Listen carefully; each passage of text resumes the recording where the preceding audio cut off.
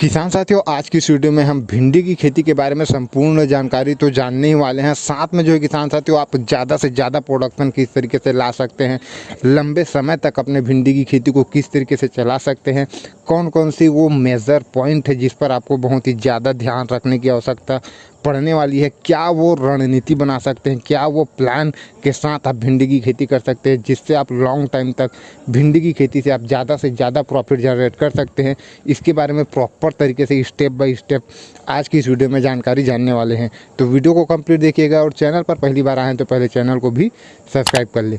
किसान साथियों, भिंडी की खेती के लिए सबसे पहले अगर हम भूमि की अगर हम बात करें तो लगभग सभी तरह का जो उपजाऊ मिट्टी है जिस पर खेती किया जा सकता है उस पर आप निश्चित रूप से भिंडी की खेती कर एक बेहतरीन उत्पादन जो है निकाल सकते हैं। किसान साथियों, खेत की तैयारी के ऊपर अगर हम बात करें किसान साथियों, तो सबसे पहले आपको 1 से 2 बार गहरी जुताई कराकर पाटा लगा लेना है। उसके बाद आप जो बेड है वह बना सकते हैं। बेड से बेड की दूरी आपको लगभग 2.5 से 3 फीट रखना है। बेड की जो चौड़ाई है वह लगभग आपको जो है 2 फीट रखना है। बेड की जो हाइट है किसान साथियों वह आपको 1 फीट रखना है, क्योंकि आगे आपको जो है किसान साथियों 2 लाइन से बुआई करना है। बेड से बेड की दूरी थोड़ा डिस्टेंस सही रहेगा, तभी उसमें आप चल फिर सकेंगे, स्प्रे कर सकेंगे, सही तरीके से खाद दे पाएंगे और हार्वेस्टिंग भी आप सही तरीके से कर पाएंगे। काफ़ी सारे किसान बेड से बेड की दूरी कम रख देते हैं, आगे उसको काफ़ी ज़्यादा प्रॉब्लम होती है। किसान बेड प्रिपरेशन के बाद जो है किसान साथियों आपको बेसल भरना बेहद ज़्यादा ज़रूरी है, तभी आप लॉन्ग टाइम तक एक बेहतर प्रोडक्शन आप अपने फसल से निकाल सकते हैं। अगर आप लंबे समय तक भिंडी की खेती को चलाना चाहते हैं, साथ में लंबे समय तक आप प्रोडक्शन एक बेहतर लाना चाहते हैं, तो बेसल सही तरीके से भरना बेहद ज़्यादा ज़रूरी है। कम से कम 2 से 3 ट्रॉली अच्छी तरीके से सड़ी गली हुई गोबर की खाद आपको लेना है। किसान साथियों, बेसल आपको जैविक तरीके से ही भरना है, रासायनिक तरीका बिल्कुल भी नहीं अपनाना है। कम से कम आप बेसल तो जैविक तरीका से भर सकते हैं। किसान साथियों, बेसल भरने के बाद जो है किसान साथियों आपको एक उन्नत वैरायटी का चुनाव करना है। जैसे कि आप राधिका भिंडी का चुनाव कर सकते हैं, उसके बारे में हम लगभग काफ़ी सारे वीडियो में आपको बताए ही हैं कितना बेहतरीन वैरायटी है। आपको नामधारी का आप चुनाव कर सकते हैं, उसमें भी काफ़ी बेहतरीन जो वैरायटीज़ है भिंडी का वह अवेलेबल है, तो आप इनमें से कोई भी वैरायटी का चुनाव कर सकते हैं। बीज दर की अगर हम बात करें किसान साथियों, तो प्रति एकड़ के हिसाब से आपको लगभग 1 से 1.5 kg के बीच में आपको जो बीज है वह लगने वाला है। बीज बुआई से पहले आपको उपचारित करना बेहद ज़्यादा ज़रूरी है, अच्छी तरीके से जर्मिनेशन हो, शुरुआती दौर पर अच्छी तरीके से ग्रो हो, उसके लिए किसान साथियों तो आपको कार्बेंडाजिम और मैंकोजेब से आपको जो बीज है उसको उपचार कर लेना। बीज सूख जाने के बाद जो है किसान साथियों आप तुरंत प्लांटेशन कर सकते हैं। पौधे से पौधे की दूरी आपको 1 से 1.5 फीट रखना है और एक बेड पर 2 लाइन से आपको जो बुआई है वह करना है किसान साथियों, और 2 से 3 सेंटीमीटर की गहराई पर आपको जो बुआई है वह करना है किसान साथियों। प्लांटेशन के बाद जो है किसान साथियों स्टार्टिंग के समय पर आपको जो सिंचाई है उस पर थोड़ा ध्यान देने की आवश्यकता होती है। जर्मिनेशन जब तक सही तरीके से नहीं हो जाता, 2 से 3 सिंचाई आपको लगभग 3 से 4 दिन बाद करना है। उसके बाद आगे जो है किसान साथियों आपकी भूमि के नमी के हिसाब से लगभग 6 से 7 दिनों के बीच में आपको जो सिंचाई है वह करते रहना चाहिए। किसान साथियों, शुरुआती दौर में जो है किसान साथियों कुछ कीट पतंगे की आपको जो समस्या है वह देखने को मिलने वाली है, तो उसके लिए आप जो है प्रोफेनोफास का आप स्प्रे कर सकते हैं, मीट 505 का आप स्प्रे कर सकते हैं।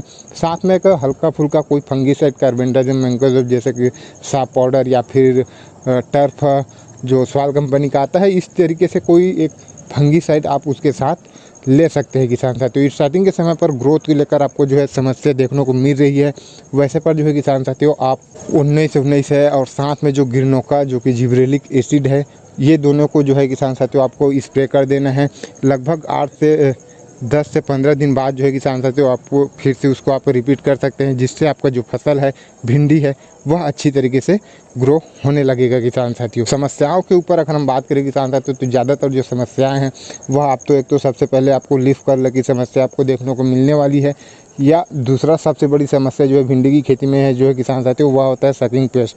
ये जो 2 समस्या है वह आपको जो है ले डूब सकता है किसान साथियों, तो ये दोनों पर आपको बेहद फोकस करना है। बाकी जो समस्याएं जैसे कीट वगैरह है या फिर अन्य कोई फंगस वगैरह की तो उतनी ज़्यादा समस्या देखने को नहीं मिलती, वो सब आप अच्छी तरीके से मैनेज कर सकते हैं किसान साथियों। तो लीफ कर्ल के लिए जो किसान साथियों आप प्रिवेंटिव से आपको स्प्रे करना होगा किसान साथियों, जैसे कि 25 से 30 दिन का जैसे ही आपका फसल हुआ उस समय पर आप जो है प्रोविंटाल का आप जो है स्प्रे कर सकते हैं। उसके 20 से 25 दिन बाद फिर से आपको कोई वायरस के लिए कोई आपको स्प्रे ले लेना है, जैसे कि वायरसन हो गया। इस तरीके से मार्केट में कई सारी जो दवाइयाँ है वायरस के लिए वह अवेलेबल है, आप उनका स्प्रे कर सकते हैं। कहने का मतलब यह है किसान साथियों कि 25 से 30 दिन में एक आपको वायरस के लिए स्प्रे जाना चाहिए, जिससे होगा यह किसान साथियों कि आपके फसल में जो लीफ कर्ल है वह आने से पहले आप उसको अच्छी तरीके से कंट्रोल कर पाएंगे। उसके बाद भी अगर आपको एक आध पौधे में देखने को मिल रहा है, वैसे परिस्थिति में आपको वह पौधे को उखाड़ कर कहीं दूसरे कहीं दूर बहुत दूर जगह पर आपको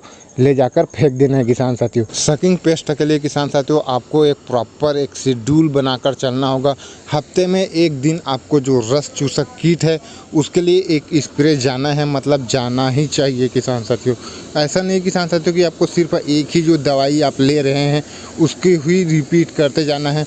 आपको जो चेंज कर कर कर जैसे मान के चलो आज आपने जो है इमीडा के स्प्रे कर लिया, तो अगले सप्ताह आपको जो है किसान साथियों फिप्रोनिल का वो जो स्प्रे है वह कर लेना है।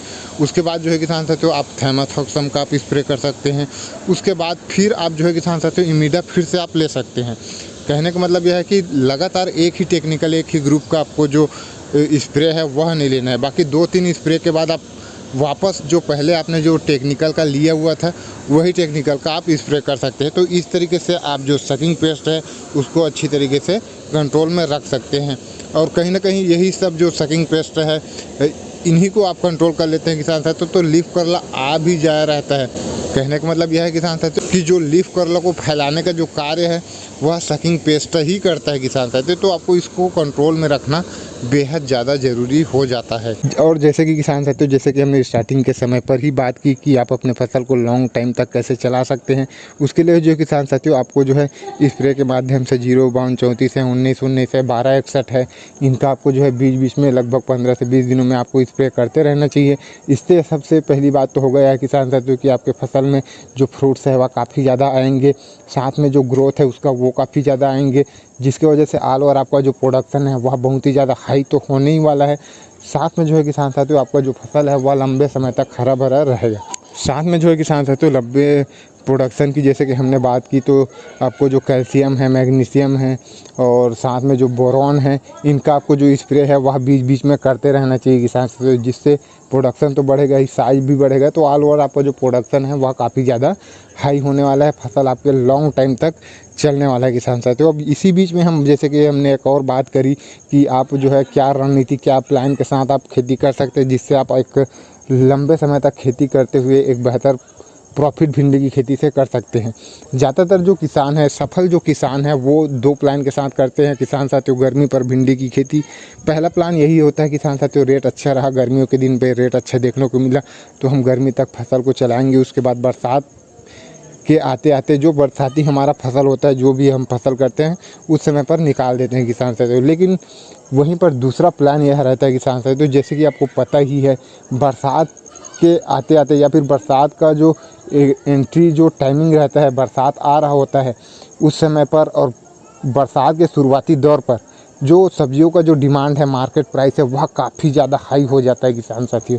तो उस समय पर क्या करते हैं काफ़ी सारे जो किसान हैं वो भिंडी की खेती आपको जैसे कि पता है कि 6 महीने 8 महीने काफ़ी आसानी के साथ चल जाता है अगर आप अच्छी मैनेजमेंट के साथ भिंडी की खेती करते हैं तो काफ़ी सारे जो किसान हैं यही करते हैं किसान साथियों कि रेट अच्छा खासा देखने को मिल जाता है या फिर रेट अच्छा रहेगा ये उनको अनुभव होता ही है, क्योंकि उस समय पर पता है कि मार्केट में सब्जियां वैसे ही कम रहने वाली है तो 100% जो मार्केट प्राइस है भिंडी का बेहतर रहने ही वाला है किसान साथियों। तो आप इसी रणनीति के साथ चल सकते हैं कि आपको बरसात तक, हालांकि आप बरसात के सीज़न में जो फसल करने वाले हैं वो आप नहीं कर पाएंगे लेकिन उससे ज़्यादा और कई ज़्यादा जो प्रॉफिट है वह आप यही भिंडी से कर पाएंगे किसान साथियों। तो यह 2 प्लान के साथ आपको खेती करना है।